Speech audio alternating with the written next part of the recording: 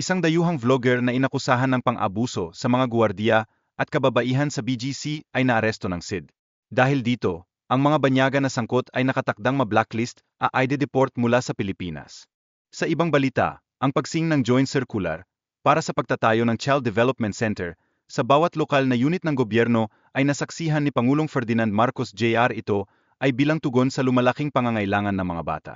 Samantala, ang mga sundalo ng Philippine Armed Forces ay nagbigay linaw na ang kanilang mga utos ay nakatuon sa kahandaan at hindi sa pagtugon sa agarang banta. Layunin nila ang pagtitiyak ng kaligtasan ng mga Overseas Filipino Workers o EBLI sa Taiwan.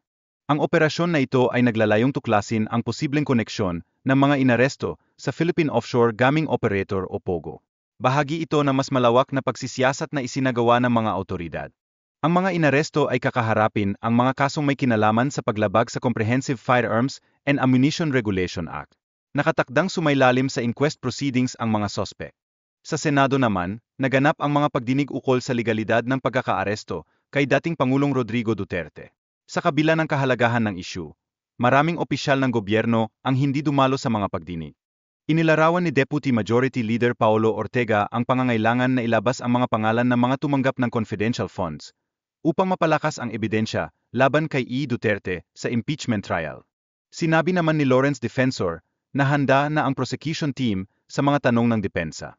Bagamat abala sila sa kampanya para sa midterm elections, patuloy ang kanilang paghahanda. Ipinahayag ng mga otoridad na ang mga Pilipino sa Qatar ay naaresto dahil sa isang political demonstration. Ang gobyerno ay nagbibigay ng legal na tulong sa mga Pilipinong nahuli sa naturang insidente. Based sa ulat ng Department of Foreign Affairs, 171 OFOs ang nasa Mandalay, kung saan 121 ang ligtas, at 77 ang humihiling ng repatriation. Ang sitwasyong ito ay patuloy na minomonitor ng mga otoridad. Upang matugunan ang kanilang pangangailangan, mayroong mga hakbang ang gobyerno tulad ng pag-ayos ng mga bus para sa transportasyon ng mga OFOs mula Mandalay patungong Yangon. Sa nakaraang mga kaganapan, ang ikalawang batch ng humanitarian contingent ng Pilipinas ay dumating sa Myanmar upang magbigay ng tulong at relief operations matapos ang lindol. Dapat ding suriin ang mga minimum engineering standards sa mga bahay at gusali upang makatiis sa lindol. Ang mga infrastruktura ay kinakailangang tignan at i-retrofit kung kinakailangan. Ipinahayag ng Department of Social Welfare and Development ang babala laban sa mga peking impormasyon sa social media. Mahalaga ang pag-verify ng impormasyon mula sa mga lehitimong pinagkukunan. Pinaalalahanan din ang publiko tungkol sa pagtaas ng scam calls at texts sa bansa. Dapat maging maingat ang mga tao at tumanggi sa mga scams upang mapanatili ang kanilang seguridad. Samantalang ang mga pangunahing tao na dumalo sa pagdinig ay kinabibilangan ng mga pangunahing opisyal ng gobyerno tulad nina Secretary Recto at Secretary Herbosa. Lahat sila ay nagbigay ng kanilang pananaw sa kasalukuyang sitwasyon ng kalusugan sa bansa. Ayon sa mga takdang pondo, mayroong 13.1 bilyong pisong hindi nagagamit na pondo ng PhilHealth na maaring gamitin para sa mga serbisyong pangkalusugan. Ipinapakita nito ang kakulangan ng tamang pamamahala ng mga pondo. Ipinahayag ng mga petitioners ang kanilang mga takot na kung hindi ideklara ng Korte Suprema na labag sa saligang batas ang paglilipat ng pondo, maaring magdulot ito ng masamang epekto sa mga susunod na hakbang ng gobyerno. Kaya kinakailangan ang agarang desisyon mula sa Korte Suprema. Patuloy ang mga pag-uusap upang makuha ang suporta ng Senado at Malacanang para sa agarang pag-apruba ng batas. Tinutukan ng mga opisyal ang pagbuo ng counterpart bill sa Senado.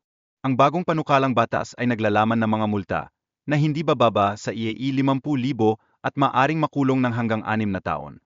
Ito ay nakatuon sa pagtaas ng insidente ng road rage sa bansa. Mahalaga rin ang hakbang ng Land Transportation Franchising and Regulatory Board, LTRB, na nag-utos na mandatory 20% discount para sa mga senior citizen, estudyante, at persons with disabilities o EBLIES. Layunin nito na mapabuti ang serbisyo sa mga mamamayan. Bilang bahagi ng serbisyo sa mga turista, ang mga Tourist Assistance Desks ay itatalaga sa mga lalawigan at lungsod sa Davao Region. Ang hakbang na ito ay naglalayong bigyan ng tulong at masiguro ang kanilang kaligtasan. Mahalaga ang kooperasyon ng publiko sa mga otoridad upang mapanatili ang seguridad. Ang kamalayan at pakikipagtulungan ng mga tao ay kinakailangan sa mga operasyon ng pulisya. Ipinahayag na higit sa 1,000 mga tauhan ng seguridad ang ide-deploy upang mapanatili ang kaayusan sa Davao Region sa panahon ng bakasyon. Kasama rito ang mga auxiliary forces at community advocacy groups. Isang vlogger mula sa Rusya ang nahaharap sa mga reklamo ng harassment at nakatakdang ma-deport. Ang kanyang mga nilalaman ay nagdulot ng labis na pag-alala sa mga tao.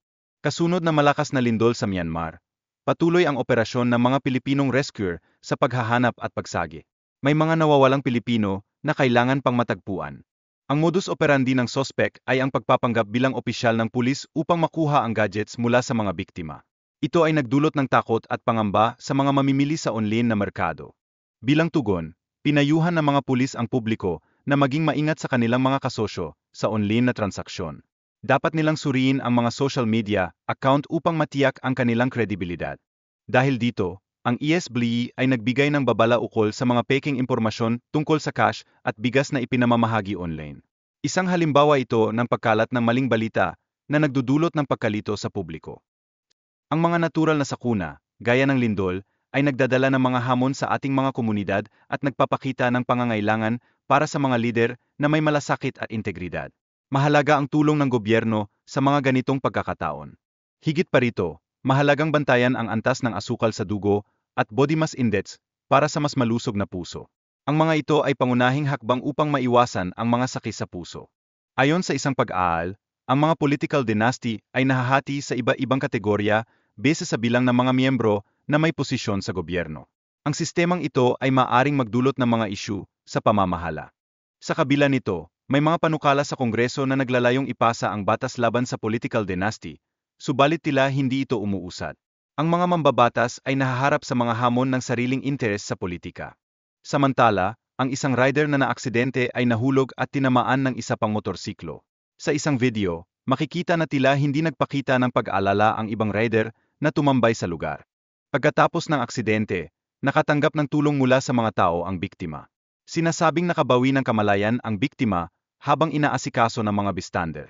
Sa kabila ng insidente, ang mga kamag-anak ng biktima ay walang balak na magsampa ng reklamo.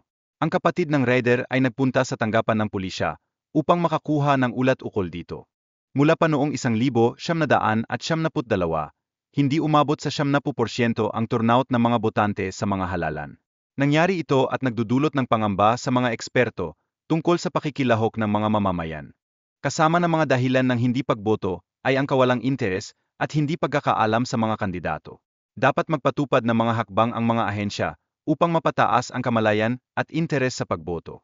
Kaaniwan, mas mababa ang turnout sa mga midterm elections kumpara sa presidential elections. Ipinapakita nito na ang midterm elections ay may mas kaunting interes mula sa mga botante.